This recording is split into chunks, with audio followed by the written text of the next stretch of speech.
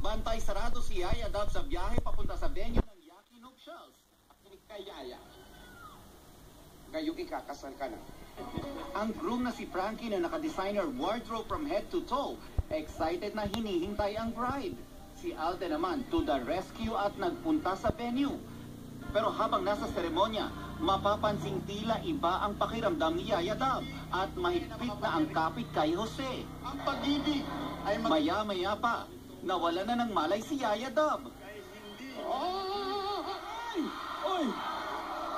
Sandali! Tuloy nyo!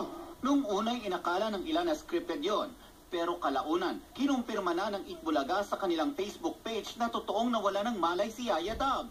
Ayon daw kay Jose, bumulong sa kanya si Yaya Dub ng kuya. At pagkatapos noon, tuluyan ang hinimatay.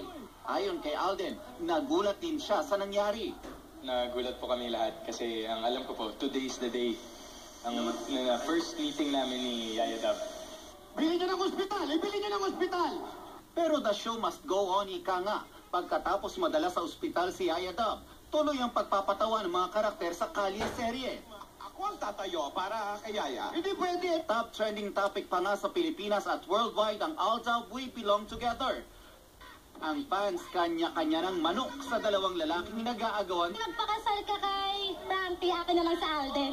Frankie A. Arinoli, masangsang amoy, hindi kayo bagay. Alden! Alden! Alden! Si Alden, may mensahe naman para kay Yaya. See you Monday. Get well soon. God bless. Nelson Canlas updated sa Showbiz Happenings. Good news sa All Dub fans. Okay na si Yaya Dub. Nag-tweet si Maine Mendoza na mas kilala bilang Yaya Dub na still alive and kicking. Masama lang daw talaga ang pakiramdam niya kanina. Sa sobrang busy raw nila kanina, nakalimutan daw niyang uminom ng gamot kaya hinimatay siya. Ayon kay Maine, hindi scripted ang nangyari. Agad siyang dinala sa ospital para makapagpa-check up.